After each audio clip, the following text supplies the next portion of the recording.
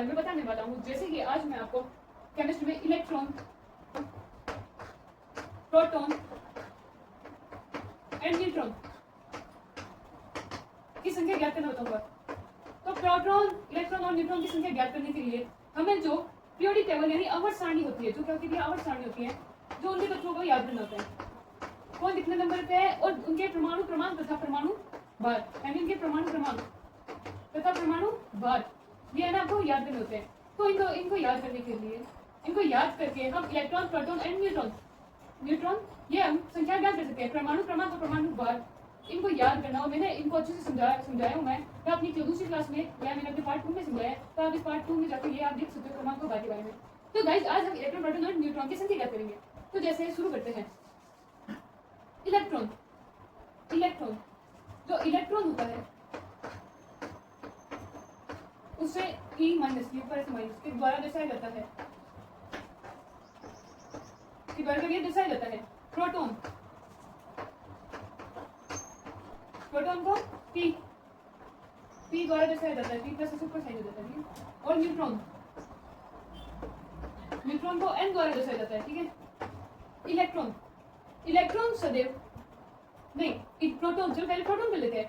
Proton सदैव परमाणु क्रमांक होता है, परमाणु क्रमांक उसके बराबर होता है। इलेक्ट्रॉन सदैव परमाणु क्रमांक के बराबर होता है।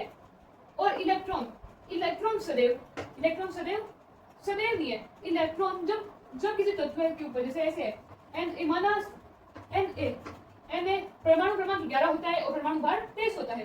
तो गाइस अगर Na सीधे दिया हुआ है ना, इसमें प्लस माइनस का जो चिन्ह होता है वो नहीं लगा हुआ, तो Na सीधा ही रहेगा। Na में जो इलेक्ट्रॉन होगा वो सदैव परमाणु क्रमांक के ही बराबर होगा। और यदि प्लस लगने पर इलेक्ट्रॉन में क्या होती है, प्लस लगेगा तो कमी होगी, इलेक्ट्रॉन की कमी होगी। अगर जितने, जैसे यहाँ पे प्लस दिया हुआ है, एक यानी 1 प्लस दिया हुआ है, तो एक इलेक्ट्रॉन की कमी हो जाएगी। और यहाँ पर माना 3 प्लस दिया हुआ था, तो 3 इलेक्ट्रॉन में कमी हो जाती।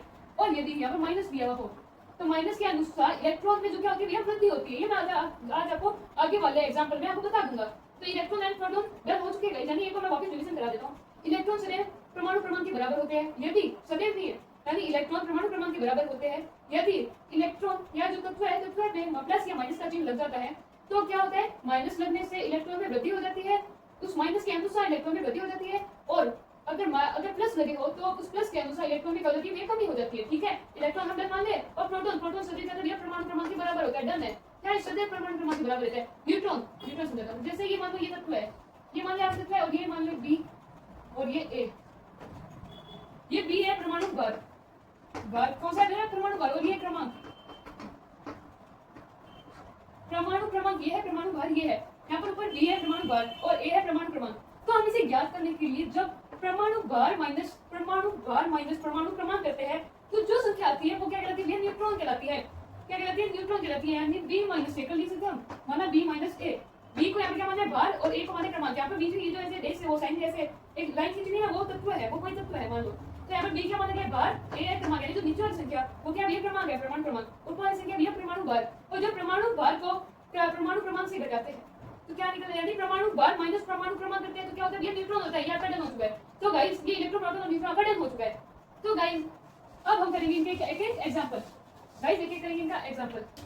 तो एग्जांपल में फर्स्ट करते हैं, जैसे आपको पीरियोडिक टेबल यानी आवर्त सारणी अच्छे से आनी चाहिए, ठीक है। तो हम करते हैं माना Na से या C से शुरू करते हैं। C का तो ये कार्बन होता है, क्या होता है, कार्बन, C होता है कार्बन। तो कार्बन को, जैसे कार्बन है, कार्बन का परमाणु क्रमांक कितना होता है, 6, और परमाणु भार होता है 12, C6H12, C6 और जो ऊपर परमाणु भार 12 होता है। तो इलेक्ट्रॉन कैसे ज्ञात किया जाता है, तो इलेक्ट्रॉन बराबर हम लिखेंगे, यदि प्लस माइनस का चिन्ह न हो तो इलेक्ट्रॉन सदैव परमाणु क्रमांक के बराबर होगा। तो इलेक्ट्रॉन परमाणु क्रमांक है यहाँ पर 6 परमाणु क्रमांक है यहाँ पर 6। प्रोटॉन में क्या होगा, प्रोटॉन हमेशा सदैव परमाणु क्रमांक के बराबर होगा, तो ये 6 आएगा यहाँ पर, प्रोटॉन भी 6।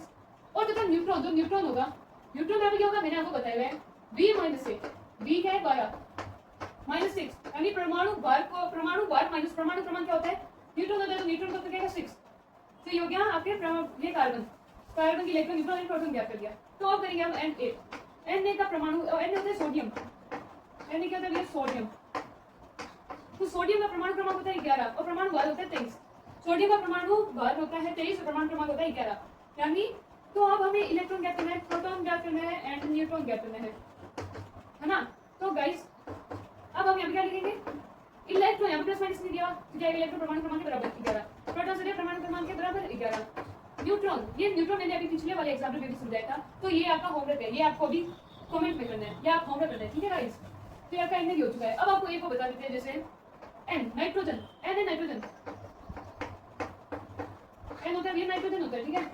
एन का परमाणु क्रमांक 7, परमाणु भार 14, ये बी है 14, ए है 7, यानी परमाणु भार 14, परमाणु क्रमांक 7। तो इलेक्ट्रॉन ये आपका नाइट्रोजन सूत्र होगा। तो देखो अगर हमें इस नाइट्रोजन में n प्लस दिया जाए तथा n माइनस दिया जाए, n माइनस दिया जाए, तो इसका एग्जांपल करते हैं, ठीक है। n प्लस देने पर नाइट्रोजन यानी धनात्मक होने पर इलेक्ट्रॉन क्या होगा, प्लस है तो उससे 1 प्लस है तो उसमें मिसाइल की कमी होगी, इलेक्ट्रॉन में 1 प्लस है 7 है और 1 प्लस है तो माइनस होगी, 1 में तो 1 कमी होगी, यानी 7 माइनस 1 क्या होगा 6, 1 कमी होगी यानी 6 हो गया। प्रोटॉन हमेशा परमाणु क्रमांक के बराबर होती है, इसमें कोई बदलाव नहीं होता, प्लस लगा या माइनस लगा, कोई बदलाव नहीं होता। Electron proton and neutron B minus A, neutron में कोई बदलाव नहीं होता, 14 माइनस 7, 14 माइनस 7 ये 7 है। तो गाइस ये हमारे n प्लस नाइट्रोजन प्लस कर दिया है, जल्दी से आप नोट कर लो। तो गाइस अब आपने नोट कर लिया होगा, तो अब हम नाइट्रोजन माइनस n माइनस क्या करते हैं, तो n माइनस क्या करने के लिए n है परमाणु क्रमांक क्या है भैया 7 होता है, परमाणु भार 14 होता है, माइनस है तो इलेक्ट्रॉन में क्या आएगी भैया, एक जितना माइनस होते हैं सबसे कमी है वृद्धि होती है, माइनस है तो यहाँ पर वृद्धि होगी, माइनस होने पर 7 और 1 माइनस मान लो तो 7 में से 1 8, माइनस 1 दिया हुआ है, जिस माइनस दिया हुआ है तो 7 में से 1 जीरो उसकी वृद्धि होगी, इलेक्ट्रॉन में तो 7 में से 1 8 हो गया। प्रोटॉन से परमाणु क्रमांक बराबर 7 वो सेम रहेगा, और न्यूट्रॉन बराबर क्या होगा 14 माइनस 7 बराबर 7। तो गाइस ये है मेरे हिसाब से आपको ये जो इलेक्ट्रॉन प्रोटॉन एंड न्यूट्रॉन की संख्या ज्ञात करने आ गई होगी। तो guys please like and share this video. तो thank you guys for watching this video. तो गाइस अगली क्लास में मैं आपको